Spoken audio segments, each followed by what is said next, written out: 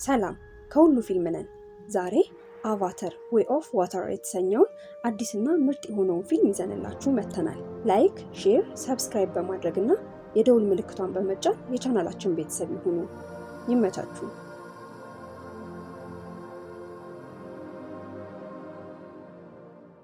ፊልሙ ሲጀምር ዋናው ገጸ ባህሪ የሆነው ጄክ ሳሊ ቀላልና ሰላማዊ ስለሆነው ህይወቱ ይገልጻል። ፓንዶራ በምትባል ቦታ ላይ አማቲካ የሚባል ጎሳ መሪ ነው። ኒቲር የምትባል ሚስትም አለችው። 5 ልጆችም ያሉት ሲሆን 2 ወንድ ልጆቹ ኒቲየም እና ሎአክ ሲባሉ አንድ ሴት ልጅም አለችው፣ ታክ ትባላለች። 2ቱ ልጆቹ በጉዲፈቻ ያሳደጋቸው ሲሆን ኪሪ የምትባል ልጅና ስፓይደር የሚባል የሰው መልክ ያለው ልጅ ነበራቸው። ኬሪ የውድ ጓደኛው ግሬስ ልጅ ናት። የሞተችው የናቪ ፍጥሮች ከሰዎች ጋር ጦርነት ሲያደርጉ እነሱን በመርዳት ላይ ሳለች ነው። ስፓይደር ደግሞ ሰዎቹ በጦርነት ሲሸነፉ ጥለውት የሄዱት ልጅ ነበር። አባታቸው ልጆቹ ሲጫወቱና እርስ በርስ ያላቸውን እንክብካቤ በመመልከቱ ተደስቷል። በሌላ በኩል ሚስቱ ኒቲሪ ግን ስፓይደር የኮሎኔል ማይልስ ኮራሽ ልጅ በመሆኑ ደስተኛ አይደለችም። ኮሎኔሉም የጦር መሪ ነበር። ኬሪ እና ስፓይደር በጣም ይዋደዳሉ። ስፓይደር ጸጉሩን እንደ ናቪ ሰዎች ነው የሚቆረጠው። በአንድ ምሽት ጄክ እና ኒቲሪ ቁጭ ብለው እያወሩ ሳለ ከሰማይ ደማቅ የጠፈር መንኮራኩር ይመለከታሉ። ወዲያውም ይቀርባቸዋል። ከዛም ጥፋቱን ይጀምራል። በእሳት ነበልባል የአማቲካያን መኖሪያ ያነደዋል። በውስጡ የነበሩት ብዙ እንስሳቶችን በሚያሳዝን ሁኔታ ይገድላቸዋል። ከመንኮራኩሩ ብዛት ያላቸው ወታደሮች ብረት በለበሱ ረቦቶች ታጅበው ይወጣሉ። የቀረውንም አካባቢው ላይ ያለውን ሁሉ ያጠፉታል። ይህ ሲሆን ኒቲሪ እና ጄክ ከሩቅ ሆኖ በሐዘኔታ ይመለከቱ ነበር። መንኮራኩሯ ሰዎችን የያዘች እንደሆነችና ፓንዶራን ለመግዛትም እንደመጡ ይረዳሉ። ከዚያም ምስሉ ወደ አንድ ቤተ ሙከራ ይወስደናል። ሰዎቹ ኮሎኔሉ በመሞቱ የኮሎኔሉን ክሎን እየሰሩ ይገኛሉ። ክሎኑም በአንጎሉ ውስጥ ሙሉ የኮሎኔሉን መረጃ ተጨምሮበታል። ቢሆንም ማን እንደገደለውና እንዴት እንደሞተ አያውቅም። ተመራማሪዎቹ ከኮሎኔሉ በተጨማሪ ከእርሱ ጋር በጦርነት የነበሩትን ወታደሮች ክሎን ሰርተዋል። ምክንያታቸው ደግሞ ፓንዶራን እንዲያጠቋትና አማቲካያን ለማጥፋት ነው። በተለይም የጎሳው መሪ የሆነውን ጄክን። ይህ በእንዲህ እንዳለ ጄክ የናቪ ወታደሮችን ይዞ ለሰዎቹ ቁሳቁስ በማቅረብ ላይ የነበረችን ባቡር ሀዲድ በመስበር ጥይቶችንና ምግቦችን ይወስዳል። ይህም በማድረግ ላይ ሳሉ አንድ ልጁ ላኦክ ትዕዛዙን ባለመጠበቁ ይቆስላል። አባቱ ጄክን በንዴት ይቆጣዋል። በሌላ በኩል ኮሎኔሉ ከአለቃው ጀነራል አልመድ ጋር ይገናኛሉ። በራሪ ስለሆኑትና ሄሊኮፕተሮቻቸውን እያጠቁባቸው ስላሉት እስካሁን ስለሚባሉት እንስሶች ትነግረዋለች። ይህን ሲሰማ ጫካውን እንዲከበብ ትዕዛዝ ይሰጣል። እርሱም ወደ ጫካው ያመራል። ጫካ ውስጥ የጄክ ልጆች እየተጫወቱ ነው። ኮሎኔሉ ጫካ ውስጥ ሲንቀሳቀስ የቀድሞውን ብረት ለበስ ተንቀሳቃሽ ሮቦት ያገኘዋል። በውስጡም አስክሬኑ አለ። ኮሎኔሉ ጫካው እንዳስከበበው የተመለከተው ላኦክም ለአባቱ አንገቱ ላይ በሚገኘው የድምፅ ማስተላለፊያ ይነግረዋል። ጄክም ላኦክን ከጫካው በዝግታ እንዲወጣ ያስጠነቅቀዋል። በኋላ ከሚስቱ ኒቲሪ ጋር በስካውንሳቸው ወደ ጫካው ይበራሉ። በሚያሳዝን ሁኔታ ላኦክና ወንድሞቹ ለማምለጥ ሲሞክሩ በሰዎቹ ይያዛሉ። ኮሎኔሉም ጣታቸውን በማየት የተቀናቃኙ የጄክ ልጆች መሆናቸውን ይረዳል። በዚህ ሰዓት ኒቲሪ እና ጄክ ደርሰው ልጆቻቸውን ያስመልጧቸዋል። ሆኖም ግን ስፓይደርን ሊያድኑት አልቻሉም። ኮሎኔሉም ስፓይደርን ስሙን በመጠየቅ ብቻ ልጁ መሆኑን ይረዳል። ጄክ ለሚስቱ ካሉበት ቦታ መራቅ እንዳለባቸውና ስፓይደር ለሰዎቹ ያሉበትን ቦታ እንዳይጠቁም መስጋቱን ይነግራታል። ኒቲሪ ግን የሚያምረውን መኖሪያቸውን ትታ መሄድ አልፈለገችም። ቢሆንም ሀሳቡ ልክ በመሆኑ ትስማማለች። ጀነራል አንድመር ስፓይደር እንዲናገር እያስገደደችው ነው። አስራውም ተሽከርካሪ መሳሪያ ላይ ያስቀምጣ እየቀጣችው ነው። ነገር ግን ስፓይደር ምንም አልተነፈሰም። ኮሎኔሉም የልጁን ስቃይ ማየት ስላቃተው ተሽከርካሪውን መሳሪያ ያስቆሟል። በራሱ መንገድ ሚስጥሩን እንደሚያወጣጣው ለጀነራሏ ይነግራታል። ብቻቸውን አንድ ላይ ሆነው ጀነራሉ ልጁን ወደ ዓለም እንደሚወስደው ቃል ገብቶለት እንዲነግረው ያደርጋል።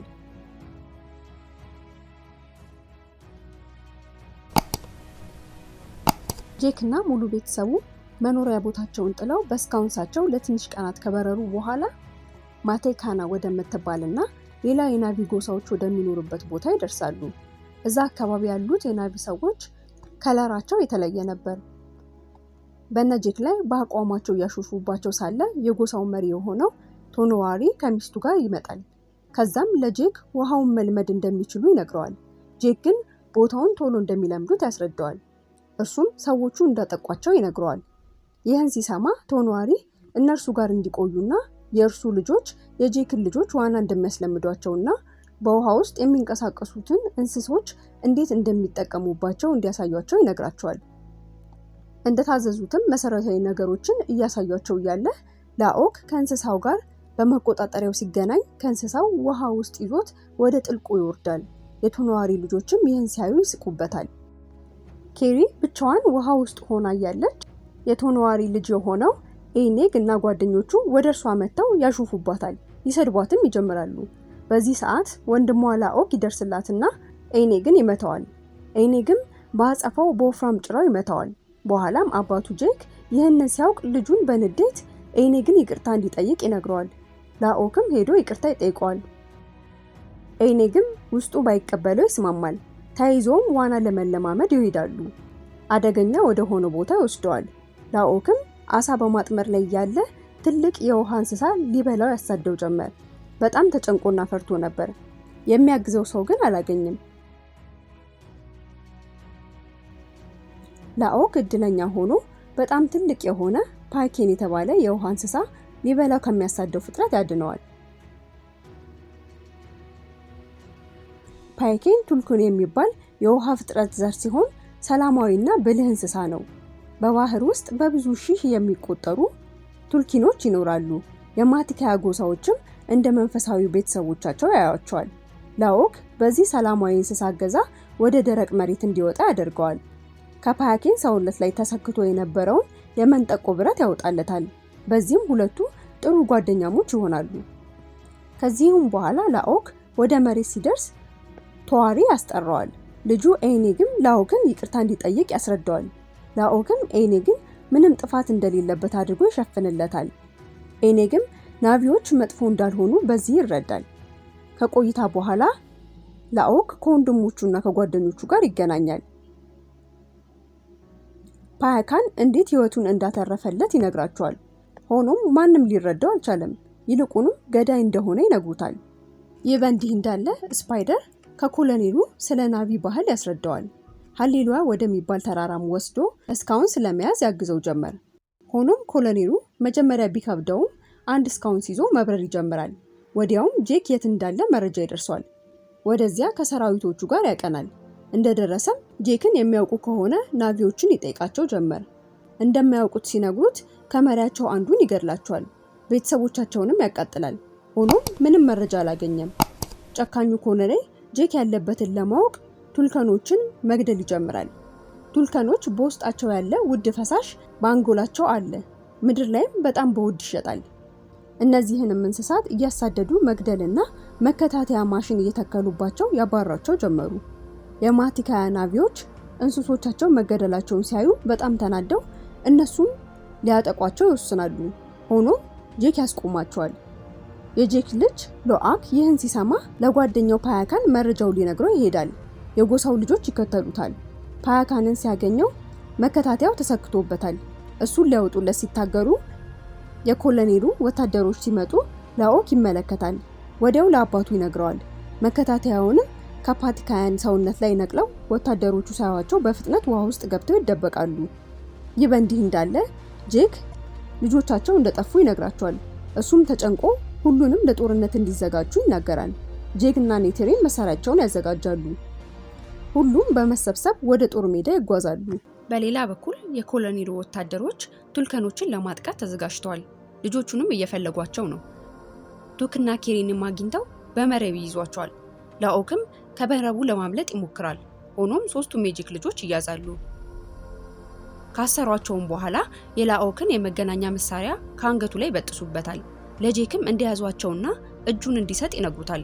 እርሱም በሐሳባቸው ይስማማል። በተመሳሳይ ሰዓት ፓይካን ጓደኛው ላኦክ እንደታሰረ ያያል። እርሱንም ለማዳን ወስኖ ከውሃው በመዝለል ክንፉን ያማታ ጀመር። ይህም የወታደሮቹን መሳሪያ በተወሰነ መልኩ ያውድምባቸዋል። ይህም መዘናጋት በመጠቀም ጄክ እና ሜቲካያ ጥቃት ይጀምራሉ። ስፓይደር ትልቁን የመብረሪያቸውን መቆጣጠሪያ ይሰብረዋል። ከድንጋይ ጋርም ተጋጭቶ ውሃ ውስጥ መግባት ይጀምራል። ጄክ እና ትልቁ ልጁ ኔቲየም በፍጥነት ላኦክ፣ ቲክ እና ኩሪን ይፈቷቸዋል። እንዲሄዱም ያዟቸዋል። ላኦክ ግን እንደተለመደው አይቀበላቸውም። ይልቁንም ስፓይደርን ለማዳን ይሄዳል። ኔታይም አብሮት ይሄዳል። ከቆይታ በኋላ ፈልገው ያገኙታል። ከመርከቡም ሊወጡ ሲሉ ኮሎኔሉ መተኮስ ይጀምራል። በሚያሳዝን ሁኔታ ኔታይን ጥይት ይመታዋል። ሆኖም ወደ እናታቸው ጋር ይወስዱታል። በጣም ደም ስለፈሰሰው ይሞታል። እናቱ ኒቲሪም ልጇ ሲሞት በማየቷ እያለቀሰች መጮህ ትጀምራለች። ይህ በእንዲህ እንዳለ ኮሎኔሉ ኪሪ እና ታክን ይዟቸዋል። ለአባታቸው ጄክም እንደያዛቸው ይናገረዋል። ጄክም ሚስቱ ኒቲሪን አረጋግቷት አብረው ልጆቻቸውን እንዲታደጉ ይጠይቃታል። እርሷም በእልህ ሆና ወደ መርከቡ ይገሰግሳሉ። ጄክም ከመድረሳቸው መርከቡን ያፈነደዋል። የኮሎኔሉ ወታደሮች ይሞታሉ። ኒቲሪም በያዘችው ቀስት የቀሩትን መምታት ትጀምራለች። ሁሉንም ይገድሏቸዋል።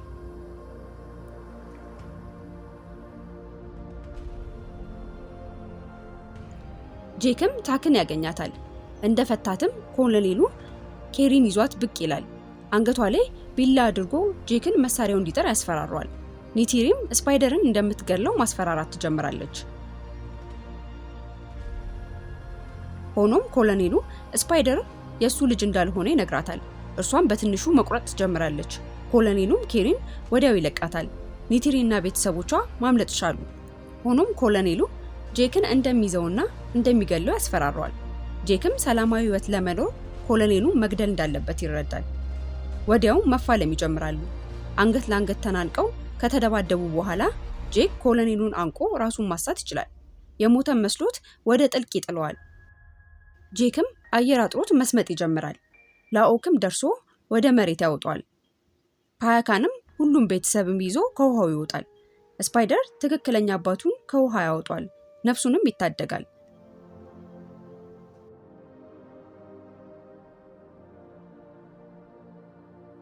ኮሎኔሉም አብሮት እንዲሄድ ይጠይቋል። ሆኖም ስፓይደር ከጉዲፈቻ ቤተሰቦቹ ጋር ይመለሳል። በመጨረሻም የኔታይም ቤተሰቦች ሬሳውን ከባህሩ ስር ይቀብሩታል። የመብራት ፍንጣቂ ይታያቸዋል። ጄክም የልጁን ትውስታ ማሰብ ይጀምራል።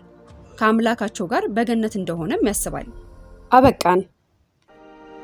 ከሁሉ የፊልም ቻናልን ሰብስክራይብ በማድረግ በዓለም ዙሪያ የሚሰሩ ፊልሞችን ታሪክ በአጭሩ ይመልከቱ።